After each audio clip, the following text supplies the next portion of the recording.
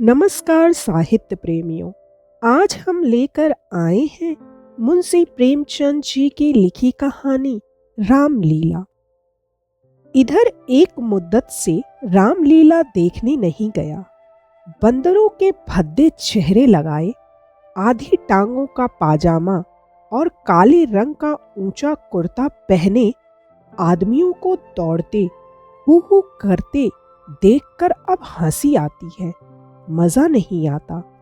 काशी की लीला जग विख्यात है, सुना है लोग दूर दूर से देखने आते हैं।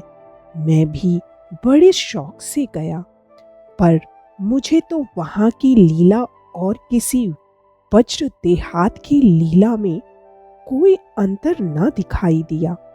हाँ, रामनगर की लीला में कुछ साज सामान अच्छे हैं। राक्षसों और बंदरों के चेहरे पीतल के हैं, गदाएं भी पीतल की हैं। कदाचित नवासी भ्राताओं के मुकुट सच्चे काम के हों, लेकिन साज सामान के सिवा वहां भी वही हूहू के सिवा और कुछ नहीं। फिर भी लाखों आदमियों की भीड़ लगी रहती। लेकिन एक जमाना वह था जब मुझे भी रामलीला में आनंद आता था। आनंद तो बहुत हल्का सा शब्द है, वह आनंद उन्माद से कम ना था। संयोगवश उन दिनों मेरे घर से बहुत थोड़ी दूर पर रामलीला का मैदान था, और जिस घर में लीला पात्रों का रूप रंग भरा जाता था, वह तो मेरे घर से बिल्कुल मिला हुआ था। 2 बजे दिन से पात्रों की सजावट होने लगती थी। मैं दोपहर ही से वहां जा बैठता और जिस उत्साह से दौड़ दौड़ कर छोटे मोटे काम करता, उस उत्साह से तो आज अपनी पेंशन लेने भी नहीं जाता। एक कोठरी में राजकुमारी का श्रृंगार होता था। उनकी देह में रामरज पिसकर पोती जाती, मुंह पर पाउडर लगाया जाता और पाउडर के ऊपर लाल हरे नीले रंग की बुंदकियां लगाई जाती थीं। सारा माथा, भौहें, गाल, ठोड़ी बुंदकियों से रच उठती थीं। एक ही आदमी इस काम में कुशल था। वही बारी बारी से तीनों पात्रों का श्रृंगार करता था। रंग की प्यालियों में पानी लाना, राम रज पिसना, पंखा झलना मेरा काम था।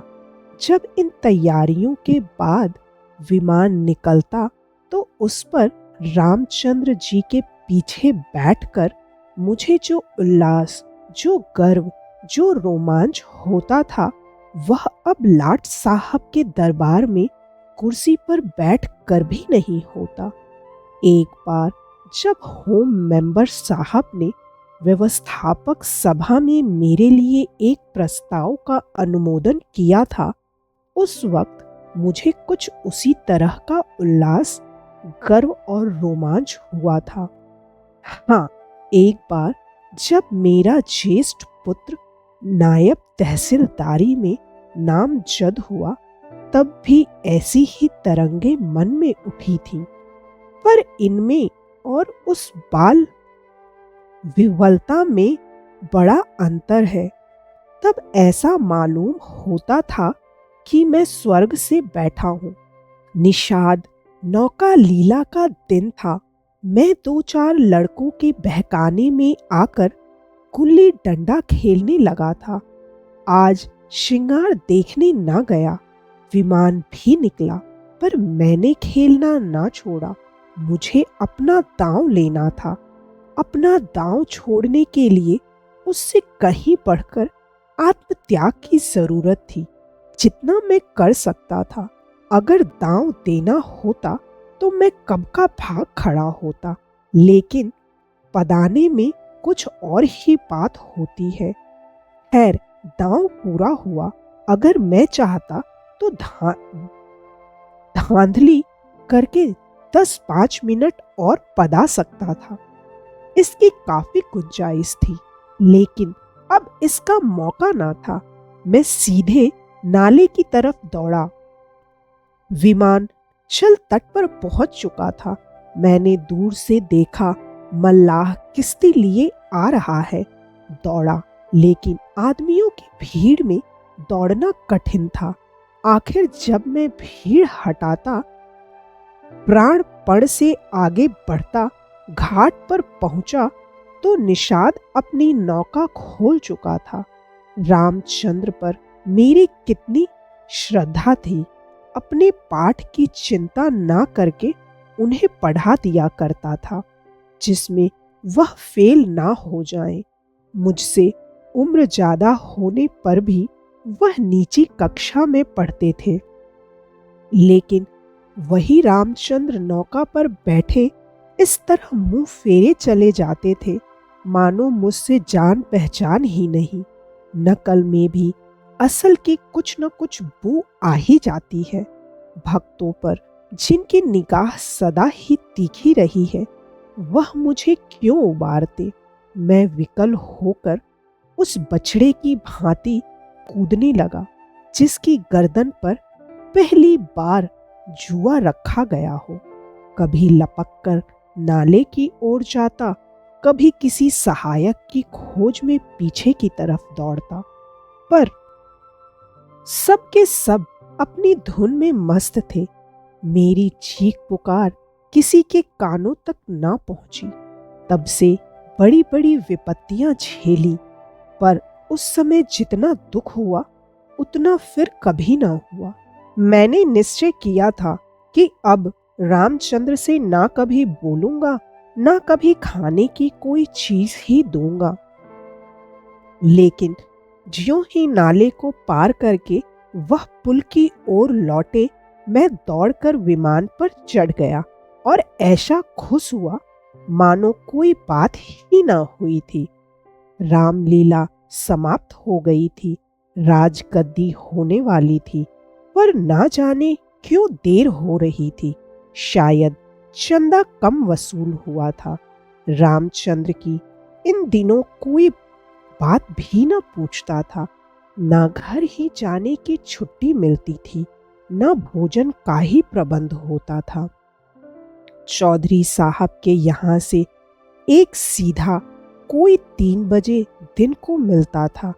बाकी सारे दिन कोई पानी को ही नहीं पूछता। लेकिन मेरी श्रद्धा अभी तक ज्यों की त्यों थी। मेरी दृष्टि में अब भी रामचंद्र ही थे। घर पर मुझे खाने को कोई चीज मिलती, वह लेकर रामचंद्र को दे आता। उन्हें खिलाने में मुझे जितना आनंद मिलता था, उतना आप खा जाने में कभी ना मिलता। कोई मिठाई या फल पाते ही मैं बेतहासा चौपाल की ओर दौड़ता। अगर रामचंद्र वहां ना मिलते तो उन्हें चारों ओर तलाश करता, और जब तक वह चीज उन्हें ना खिला लेता मुझे चैन ना आता था। खैर, राजगद्दी का दिन आया। रामलीला के मैदान में एक बड़ा सा सामियाना ताना गया। उसकी खूब सजावट की गई। वैश्याओं के दल भी आ पहुंचे। शाम को रामचंद्र की सवारी निकली और प्रत्येक द्वार पर उनकी आरती उतारी गई। श्रद्धा अनुसार किसी ने रुपए दिए, किसी ने पैसे। मेरे पिता पुलिस के आदमी थे, इसलिए उन्होंने बिना कुछ दिए ही आरती उतारी। उस वक्त मुझे जितनी लज्जा आई उसे बयान नहीं कर सकता। मेरे पास उस वक्त संयोग से 1 रुपया था। मेरे मामा जी दशहरे के पहले आए थे और मुझे 1 रुपया दे गए थे। उस रुपए को मैंने रख छोड़ा था। दशहरे के दिन भी उसे खर्च न कर सका। मैंने तुरंत वह रुपया लाकर आरती की थाली में डाल दिया। पिताजी मेरी ओर कुपित नेत्रों से देखकर रह गए। उन्होंने कुछ कहा तो नहीं, लेकिन मुंह ऐसे बना लिया जिससे प्रकट होता था कि मेरी इस धृष्टता से उनके रोब में पट्टा लग गया। रात के 10 बजते बजते यह परिक्रमा पूरी हुई। आरती की थाली रुपयों और पैसों से भरी हुई थी। ठीक तो नहीं कह सकता, मगर अब ऐसा अनुमान होता है कि 400-500 रुपयों से कम ना थे। चौधरी साहब इनसे कुछ ज्यादा ही खर्च कर चुके थे। उन्हें इसकी बड़ी फिक्र हुई कि किसी तरह कम से कम 200 रुपए और वसूल हो जाएं, और इसकी सबसे अच्छी तरकीब उन्हें यही मालूम हुई कि वेश्याओं द्वारा महफिल में वसूली हो। जब लोग आकर बैठ जाएं और महफिल का रंग जम जाए तो आबादी जान रसिक जनों की कलाइयां पकड़ पकड़ कर ऐसे हाव भाव दिखाएं कि लोग शर्माते शर्माते भी कुछ न कुछ दे ही मरे। आबादी जान और चौधरी साहब में सलाह होने लगी। मैं संयोग से उन दोनों प्राणियों की बातें सुन रहा था। चौधरी साहब ने समझा होगा यह लौंडा क्या मतलब समझेगा, पर यहाँ ईश्वर की दया से अक्ल के पुतले थे। सारी दास्तां समझ में आती जाती थी। चौधरी, सुनो आबादी जान, यह तुम्हारी ज्यादती है। हमारा और तुम्हारा कोई पहला साबिका तो है नहीं। ईश्वर ने चाहा तो यहाँ हमेशा तुम्हारा आना जाना लगा रहेगा। अब की चंदा बहुत कम आया, नहीं तो मैं तुमसे इतना इसरार ना करता। आबादी जान, आप मुझसे भी जमींदारी चालें चलते हैं क्यों, मगर यहाँ हुजूर की दाल ना गलेगी। वाह, रुपए तो मैं वसूल करूं और मूछों पर ताव आप दें। कमाई का अच्छा ढंग निकाला है। इस कमाई से तो वाकई आप थोड़े दिनों में राजा हो जाएंगे। उसके सामने जमींदारी झक मारेगी। बस कल ही से एक चकला खोल दीजिए, खुदा की कसम माला माल हो जाइएगा। चौधरी, तुम दिल्लगी करते हो और यहाँ काफिया तंग हो रहा है। आबादी जन, तो आप भी तो मुझी से उस्तादी करते हैं। यहाँ आप जैसे काइयों को रोज उंगलियों पर नचाती हूँ। चौधरी, आखिर तुम्हारी मनसा क्या है? आबादी जन, जो कुछ वसूल करूं उसमें आधा मेरा आधा आपका। लाइए हाथ मारिए। चौधरी, यही सही। आबादी जन, अच्छा तो पहले मेरे 100 रुपए गिन दीजिए, पीछे से आप अलसे करने लगेंगे। चौधरी, वाह, वह भी लोगी और यह भी। आबादी जन, अच्छा तो क्या आप समझते थे कि अपनी उजरत छोड़ दूंगी? वाहरी, आपकी समझ खूब क्यों ना हो। दीवाना बकरे दरवेश होशियार। चौधरी, क्या तुमने दोहरी फीस लेने की ठानी है? आबादी जन, अगर आपको 100 दफे गरज हो तो, वरना मेरे 100 रुपए तो कहीं गए ही नहीं। मुझे क्या कुत्तों ने काटा है जो लोगों की जेब में हाथ डालती फिरूं? चौधरी की एक ना चली। आबादी के सामने दबना पड़ा। नाच शुरू हुआ। आबादी जान बला की शोक औरत थी। एक तो कमसिन, उस पर हसीन, और उसकी अदाएं तो इस गजब की थीं कि मेरी तबीयत भी मस्त हुई जाती थी। आदमियों के पहचानने का गुण भी उसमें कुछ कम न था।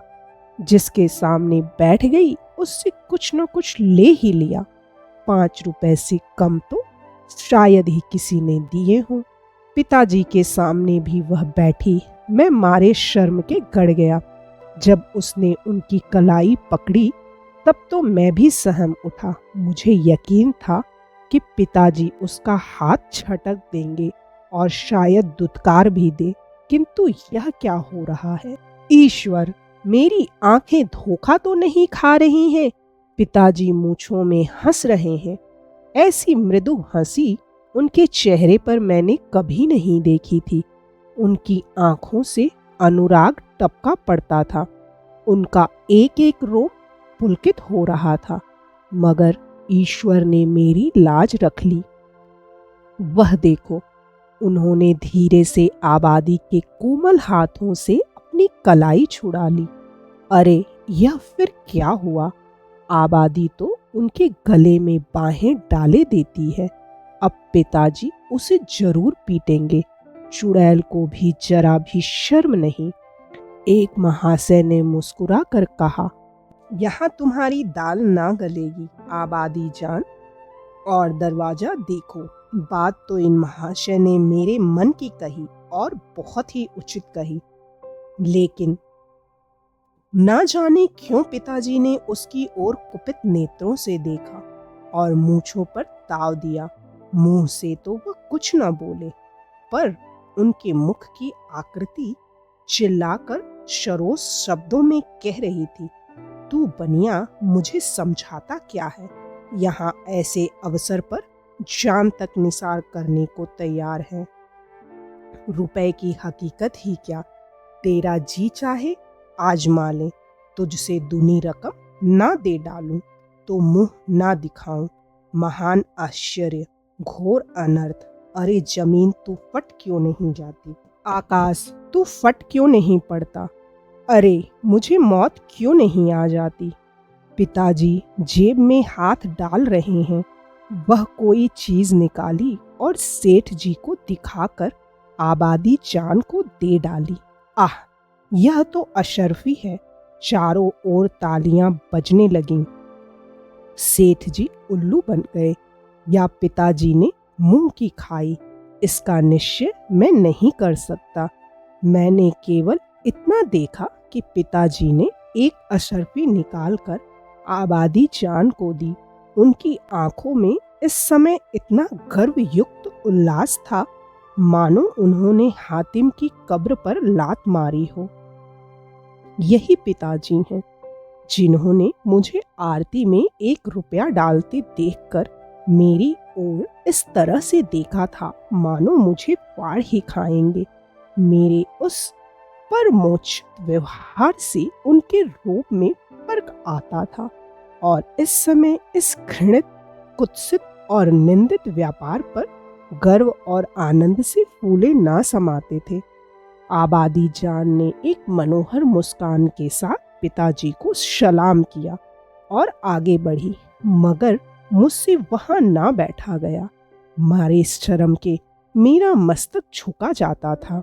अगर मेरी आंखों देखी बात न होती तो मुझे इस पर कभी एतबार ना होता। मैं बाहर जो कुछ देखता सुनता था उसकी रिपोर्ट अम्मा से जरूर करता था, पर इस मामले को मैंने उनसे छिपा रखा। मैं जानता था उन्हें यह बात सुनकर बड़ा दुख होगा। रात भर गाना होता रहा, तबले की धमक मेरे कानों में आ रही थी।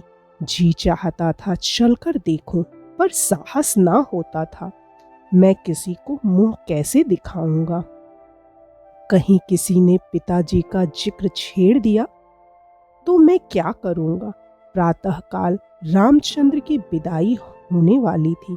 मैं चारपाई से उठते ही आंखें मलता हुआ चौपाल की ओर भागा। डर रहा था कि कहीं रामचंद्र चले ना गए हों। पहुंचा तो देखा तवायफों की सवारियां जाने को तैयार हैं। 20 आदमी हसरत नाक मुंह बनाए उन्हें घेरे खड़े हैं। मैंने उनकी ओर आंख तक ना उठाई, सीधा रामचंद्र के पास पहुंचा। लक्ष्मण और सीता बैठे रो रहे थे और रामचंद्र खड़े कंधों पर लुटिया डोर डाले उन्हें समझा रहे थे। मेरे सिवा वहां और कोई ना था। मैंने कुंठित स्वर से रामचंद्र से पूछा, क्या तुम्हारी विदाई हो गई? रामचंद्र, हाँ, वो तो गई। हमारी विदाई ही क्या, चौधरी साहब ने कह दिया, जाओ चले जाते हैं। क्या रुपया और कपड़े नहीं मिले? अभी नहीं मिले। चौधरी साहब कहते हैं, इस वक्त बचत में रुपए नहीं है, फिर आकर ले जाना। कुछ नहीं मिला, एक पैसा भी नहीं। कहते हैं, कुछ बचत नहीं हुई। मैंने सोचा था कुछ रुपए मिल जाएंगे तो पढ़ने की किताबें ले लूंगा, तो कुछ न मिला। राह खर्च भी नहीं दिया। कहते हैं, कौन दूर है, पैदल चले जाओ। मुझे ऐसा क्रोध आया कि चलकर चौधरी को खूब आड़े हाथों लूं। वैश्याओं के लिए रुपए, सवारियां, सब कुछ, पर बेचारे रामचंद्र और उनके साथियों के लिए कुछ भी नहीं। जिन लोगों ने रात को आबादी जान पर 10-10, 20-20 रुपए न्यौछावर किए थे, उनके पास क्या इनके लिए 2-2, 4-4 आने पैसे भी नहीं? पिताजी ने भी तो आबादी जान को एक अशर्फी दी थी। देखो इनके नाम पर क्या देते हैं। मैं दौड़ा हुआ पिताजी के पास गया। वह कहीं तफ्तीश पर जाने को तैयार खड़े थे। मुझे देखकर बोले, कहाँ घूम रहे हो? पढ़ने के वक्त तुम्हें घूमने की सूझती है? मैंने कहा, गया था चौपाल। रामचंद्र विदा हो रहे थे, उन्हें चौधरी साहब ने कुछ नहीं दिया, तो तुम्हें इसकी क्या फिक्र पड़ी है? वह जाएंगे कैसे? पास राह खर्च भी तो नहीं है। क्या कुछ खर्च भी नहीं दिया? यह चौधरी साहब की बेइंसाफी है। अगर आप 2 रुपए दे दें तो मैं उन्हें दे आऊं। इतने में शायद वह घर पहुंच जाए। पिताजी ने तीव्र दृष्टि से देखकर कहा, जाओ अपनी किताब देखो, मेरे पास रुपए नहीं है। यह कहकर वह घोड़े पर सवार हो गए। उसी दिन से पिताजी पर से मेरी श्रद्धा उठ गई। मैंने फिर कभी उनकी डांट डपट की परवाह नहीं की। मेरा दिल कहता, आपको मुझको उपदेश देने का कोई अधिकार नहीं है। मुझे उनकी सूरत से चिढ़ हो गई। वह जो कहते मैं ठीक उसका उल्टा करता। यद्यपि इसमें मेरी हानि हुई, किन मेरा अंतःकरण उस समय विप्लवकारी विचारों से भरा हुआ था। मेरे पास 2 आने पैसे पड़े हुए थे। मैंने पैसे उठा लिए और जाकर शर्माते शर्माते रामचंद्र को दे दिए। उन पैसों को देखकर रामचंद्र को जितना हर्ष हुआ, वह मेरे लिए आशातीत था। टूट पड़े मानो प्यासे को पानी मिल गया। यही 2 आने पैसे लेकर तीनों मूर्तियां विदा हुईं। केवल मैं ही उनके साथ कस्बे के बाहर तक पहुंचाने आया। उन्हें विदा करके लौटा तो मेरी आंखें सजल थीं, पर हृदय आनंद से उमड़ा हुआ था। यदि इस प्रस्तुति ने आपके हृदय को स्पर्श किया हो तो कृपया इस वीडियो को लाइक करें, शेयर करें और साहित्य सागर चैनल को सब्सक्राइब करना ना भूलें। धन्यवाद।